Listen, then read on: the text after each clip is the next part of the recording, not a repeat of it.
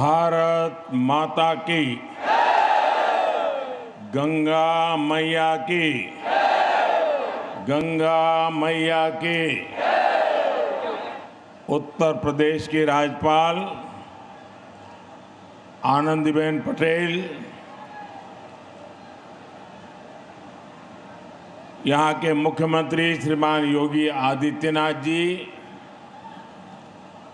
उप मुख्यमंत्री केशव प्रसाद मौर्य,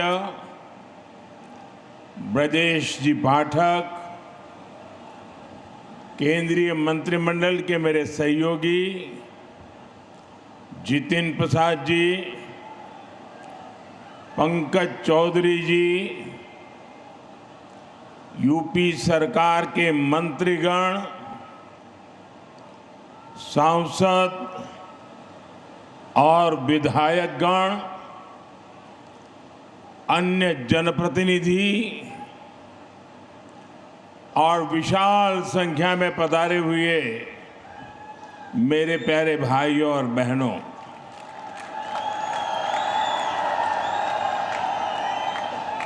सर्वप्रथम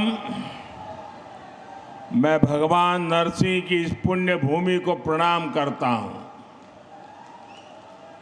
यहाँ से कुछ किलोमीटर की दूरी पर मां गंगा कृपा बहाती हुई गुजरती है, इसलिए ये पूरा क्षेत्र ही तीर्थ से कम नहीं है।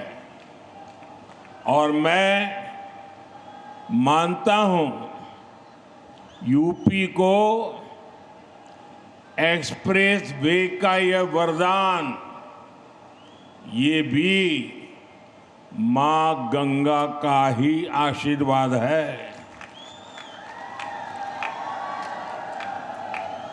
अब आप कुछ ही घंटों में संगम भी पहुंच सकते हैं और काशी में बाबा के दर्शन करके भी वापस आ सकते हैं। साथियों, जैसे मां गंगा हजारों वर्षों से यूपी की और इस देश की जीवन रेखा रही है, वैसे ही आधुनिक प्रगति के इस दौर में उनके समीप से गुजरता ये एक्सप्रेसवे ये यूपी के विकास की नई लाइफलाइन बनेगा। ये भी अद्भुत संयोग है कि पिछले 4-5 दिनों में मैं मां गंगा के सानिध्य में ही रहा हूं। 24 अप्रैल को मैं जब बंगाल में था तो मां गंगा के दर्शन किए थे, और फिर कल तो मैं काशी में था। आज सुबह ही फिर बाबा विश्वनाथ, मां अन्नपूर्णा और मां गंगा के दर्शन करने का सौभाग्य मिला। और अब मां गंगा के नाम पर बने इस एक्सप्रेस वे के लोकार्पण का अवसर मिला है। मुझे खुशी है कि यूपी सरकार ने इस एक्सप्रेस वे का नाम मां गंगा के नाम पर रखा है।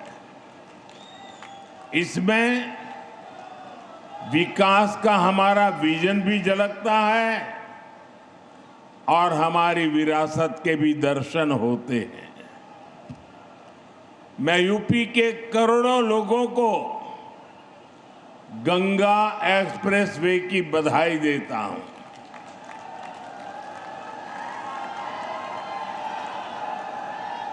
साथियों, आज लोकतंत्र के उत्सव का भी एक अहम दिन है।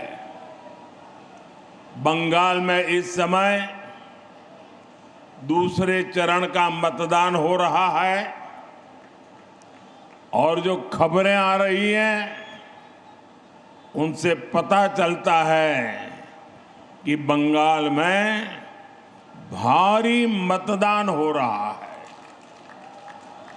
पहले चरण की तरह ही जनता वोट देने के लिए बड़ी संख्या में घरों से निकल रही है।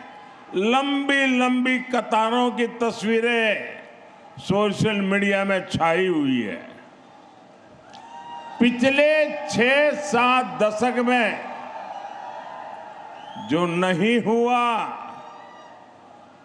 जिसकी कल्पना भी मुश्किल थी, वैसे निर्भीक वातावरण में बंगाल में इस बार वोटिंग हो रहा है। लोग भय मुक्त होकर वोट दे रहे हैं।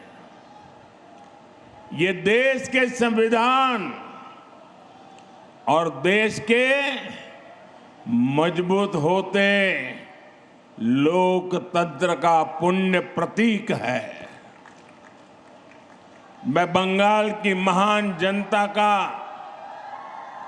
आभार व्यक्त करता हूं कि वो अपने अधिकार के प्रति इतनी सजग है, बड़ी संख्या में वोटिंग कर रही है।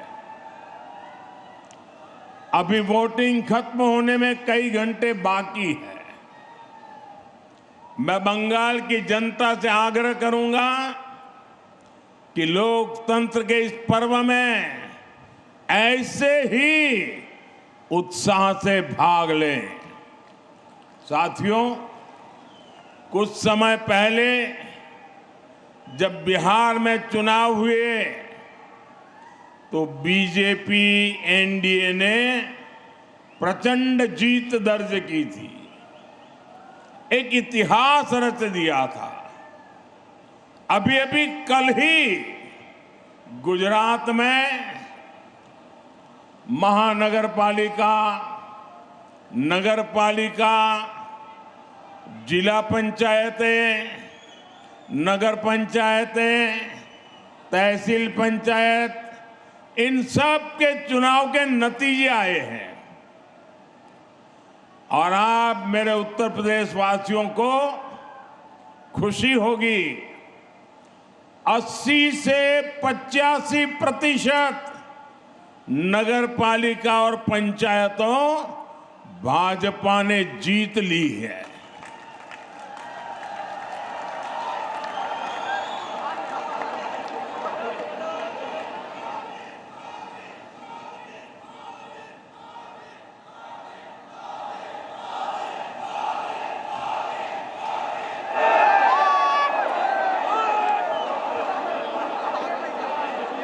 और मुझे विश्वास है कि इन 5 राज्यों के चुनाव में भी भाजपा ऐतिहासिक जीत की हैट्रिक लगाने जा रही है।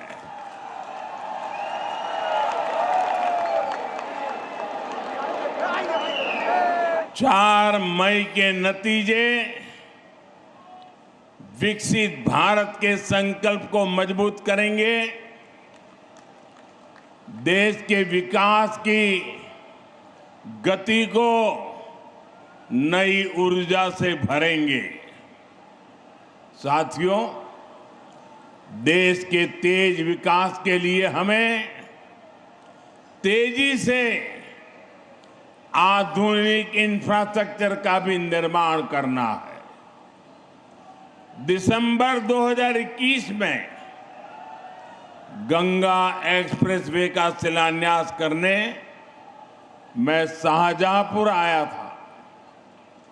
अभी 5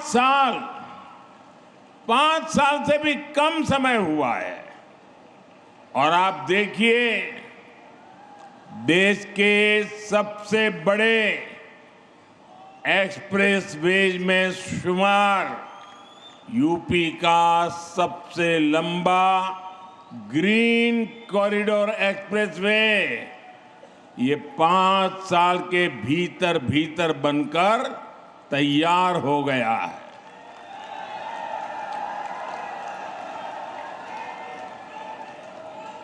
आज हरदोई से इसका लोकार्पण भी हो रहा है। यही नहीं, एक और गंगा एक्सप्रेसवे का निर्माण पूरा हुआ है, तो साथ ही इसके विस्तार की योजना पर भी काम शुरू हो गया है।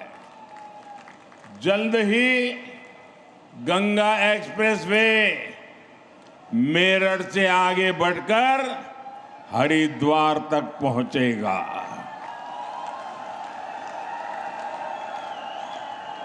इसके और बेहतर उपयोग के लिए फर्रुखाबाद लिंक एक्सप्रेसवे का निर्माण कर इसे अन्य एक्सप्रेसवे से भी जोड़ा जाएगा। ये है डबल इंजन सरकार का विजन। ये है भाजपा सरकार के काम करने की स्पीड। ये है भाजपा सरकार के काम का तरीका। भाइयों बहनों, कुछ ही दिन पहले मुझे दिल्ली देहरादून एक्सप्रेसवे के लोकार्पण का अवसर मिला था। तब मैंने कहा था कि नए बनते एक्सप्रेसवे विकसित होते भारत की हस्तरेखाएं हैं और ये आधुनिक हस्तरेखाएं आज भारत के उज्जवल भविष्य का जयघोष कर रही है। साथियों, अब वो दौर चला गया जब एक सड़क के लिए दशकों तक इंतजार करना पड़ता था। एक बार घोषणा हो गई तो वर्षों तक फाइलें चलती थी। चुनाव के लिए पत्थर लग जाता था, उसके बाद सरकारें आती रहती थी, जाती रहती थी, लेकिन काम का कुछ अता पता नहीं लगता था। कभी कभी तो पुराने फाइलें ढूंढने के लिए बड़े बड़े अफसरों को 2-2 साल तक मेहनत करनी पड़ती थी। डबल इंजन सरकार में शिलान्यास भी होता है और तय समय में लोकार्पण भी होकर के रहता है। इसलिए ही आज यूपी के एक्सप्रेसवे से भी ज्यादा रफ्तार अगर कहीं है तो वो यूपी के विकास की रफ्तार ही है।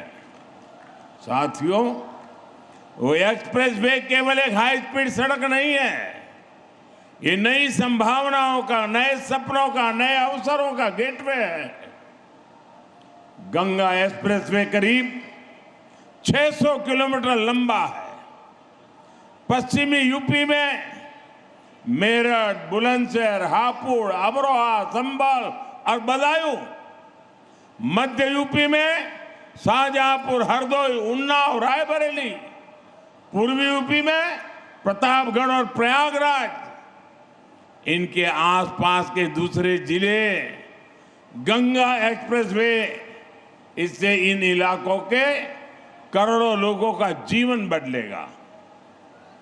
साथियों, इन क्षेत्रों को गंगा जी और उनकी सहायक नदियों की उपजाऊ मिट्टी का वरदान मिला है, लेकिन पहले की सरकारों ने जिस तरह किसानों की उपेक्षा की, उसके कारण किसान परेशानियों के में ही घिर करके रह गए।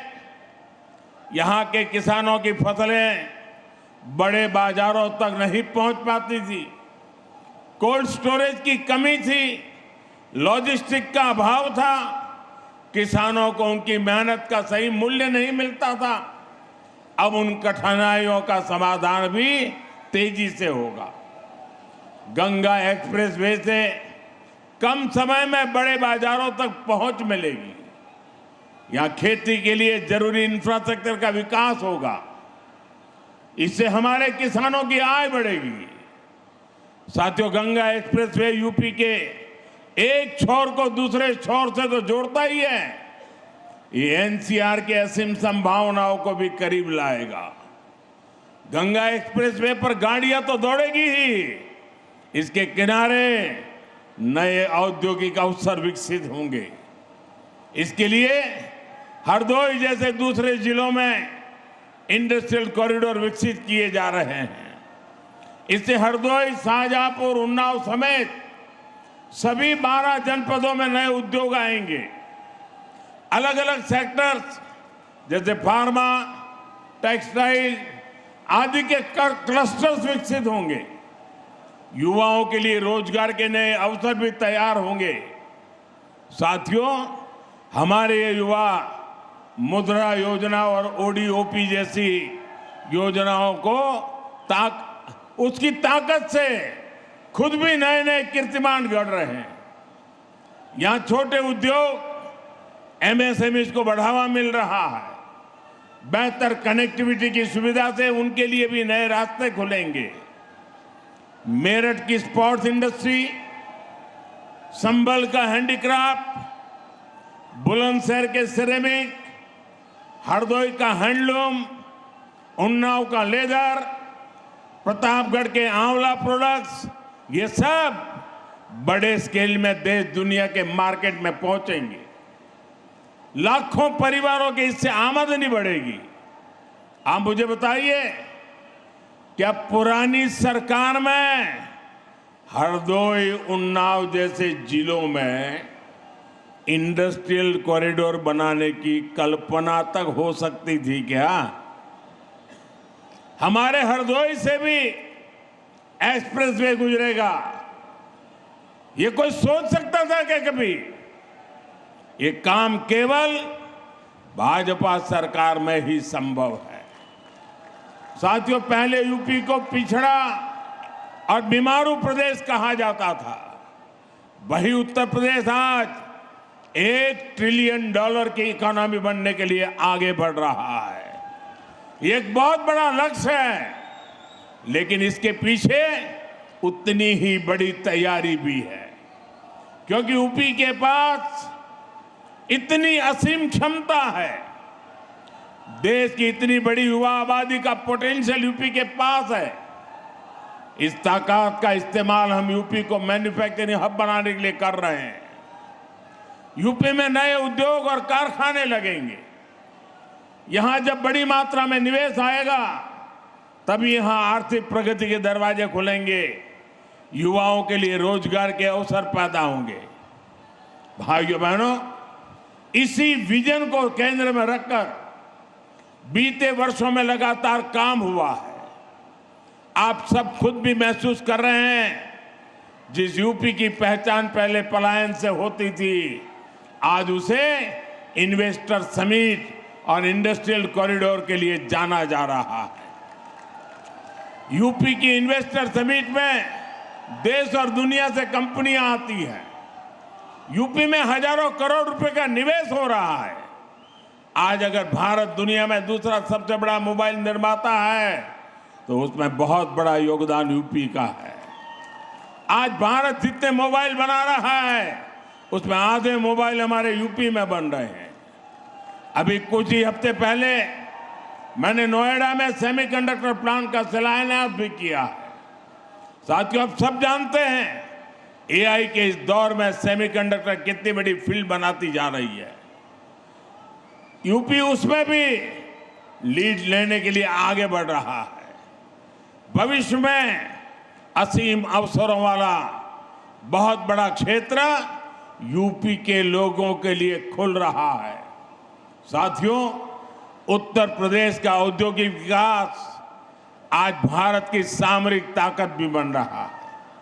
आज देश के 2 डिफेंस कॉरिडोर में से एक यूपी में है। बड़ी बड़ी डिफेंस कंपनियां यहां अपनी फैक्ट्री लगा रही है। ब्रह्मोस जैसी मिसाइलें जिनका लोहा दुनिया मानती है, आज वो यूपी में बन रही है। रक्षा उपकरणों के निर्माण में जो छोटे छोटे पार्ट चाहिए होते हैं, उनकी सप्लाई के लिए एमएसएमई को काम मिलता है। इसका बहुत बड़ा लाभ उत्तर प्रदेश के एमएसएमई सेक्टर को हो रहा है। छोटे छोटे जिलों में भी अब युवा बड़े बड़े उद्योगों से जुड़ने का सपना देख सकते हैं। साथियों, आज उत्तर प्रदेश इतनी तेज गति से विकास कर रहा है क्योंकि यूपी ने पुरानी सियासत को भी बदला है और नई पहचान भी बनाई है। आप याद करिए, एक समय यूपी की पहचान गड्ढों से होती थी। आज वही यूपी देश में सबसे ज्यादा एक्सप्रेसवेज वाला प्रदेश बन चुका है। पहले यहां पड़ोस के जिले तक जाना भी बड़ा मुश्किल होता था, लेकिन आज उत्तर प्रदेश में 21 एयरपोर्ट है, 5 इंटरनेशनल एयरपोर्ट है। अब तो नोएडा इंटरनेशनल एयरपोर्ट का उद्घाटन भी हो चुका है। गंगा एक्सप्रेसवे से नोएडा इंटरनेशनल एयरपोर्ट कुछ ही घंटों की दूरी पर है। भाइयों बहनों, हमारा उत्तर प्रदेश भगवान राम और भगवान कृष्ण की धरती है, लेकिन पिछली सरकारों ने अपनी करतूतों के कारण अपराध और जंगल राज को यूपी की पहचान बना दिया था। यूपी के माफियाओं पर फिल्में बनती थी, लेकिन अब यूपी की कानून व्यवस्था का देश भर में उदाहरण दिया जाता है। भाइयों बहनों, संसाधनों का बंदरबाट करने वाले जिन सपाहियों के हाथ से सत्ता गई है, उन्हें यूपी की ये प्रगति पसंद नहीं आ रही है। वो एक बार फिर यूपी को पुराने दौर में धकेलना चाहते हैं। वो एक बार फिर समाज को बांटना और तोड़ना चाहते हैं। साथियों, समाजवादी पार्टी विकास विरोधी भी है और नारी विरोधी भी है। अभी बीते दिनों देश ने एक बार फिर सपा और कांग्रेस जैसी पार्टियों का असली चेहरा देखा है। केंद्र की एनडीए सरकार संसद में नारी शक्ति वंदन संशोधन लेकर आई थी। अगर ये संशोधन पास हो जाता तो साल 2029 के चुनाव से ही महिलाओं को विधानसभा और लोकसभा में आरक्षण मिलता।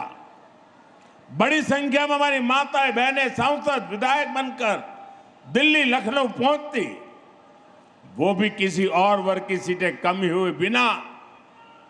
लेकिन सपा ने इस संशोधन बिल के खिलाफ वोट किया। साथियों, इस बिल से सभी राज्यों की सीटें भी बढ़ती है। हमने संसद में साफ साफ कहा था सभी राज्यों की सीटें एक ही अनुपात में बढ़ेगी, लेकिन यूपी को गाली देकर पॉलिटिक्स करने वाली डीएमके जैसी पार्टियां, उन्हें इस बात पर आपत्ति थी कि यूपी की सीटें क्यों बढ़ेगी। आप देखिए, समाजवादी पार्टी संसद में उन्हीं के सुर में सुर मिला रही थी। ये सपा वाले यहां से आपके वोट लेकर संसद जाते हैं और संसद में यूपी के लोगों को गाली देने वालों के साथ खड़े हो जाते हैं। इसलिए यूपी के लोग कहते हैं समाजवादी पार्टी कभी सुधर नहीं सकती है। ये लोग हमेशा महिला विरोधी राजनीति ही करेंगे, ये हमेशा तुष्टिकरण और अपराधियों के साथ खड़े रहेंगे। सपा कभी भी परिवारवाद और जातिवाद से ऊपर उठ नहीं सकती। ये लोग हमेशा विकास विरोधी राजनीति करेंगे। यूपी को सपा और उसके सहयोगियों से सावधान रहना है। साथियों, आज देश एक ही संकल्प लेकर आगे बढ़ रहा है, विकसित भारत का संकल्प। इस संकल्प को पूरा करने में उत्तर प्रदेश की बहुत बड़ी भूमिका है। आप सब देख रहे हैं आज पूरी दुनिया कैसे युद्ध, अशांति और अस्थिरता में फंसी हुई है। दुनिया के बड़े बड़े देशों में हालत खराब है, लेकिन भारत विकास के रास्ते पर उसी रफ्तार से आगे बढ़ रहा है। बाहर के दुश्मनों को ये पसंद नहीं आ रहा। भीतर बैठे कुछ लोग भी सत्ता की भूख में भारत को नीचा दिखाने की कोशिश में लगे हैं। फिर भी हम न केवल सुरक्षित है, बल्कि विकास के नए नए कीर्तिमान भी गढ़ रहे हैं। हम आत्मनिर्भर भारत का अभियान को आगे बढ़ा रहे हैं। हम आधुनिक से आधुनिक इंफ्रास्ट्रक्चर का निर्माण कर रहे हैं। गंगा एक्सप्रेसवे इसी दिशा में एक और मजबूत कदम है। मुझे विश्वास है गंगा एक्सप्रेसवे जिन संभावनाओं को हमारे दरवाजे तक लेकर आएगा, यूपी के लोग अपने परिश्रम और अपनी प्रतिभा से उन्हें साकार करके रहेंगे। इसी संकल्प के साथ आप सभी को एक बार बहुत बहुत बधाई, बहुत बहुत धन्यवाद। भारत माता की, भारत माता की। वंदे वंदे वंदे वंदे वंदे। बहुत बहुत धन्यवाद।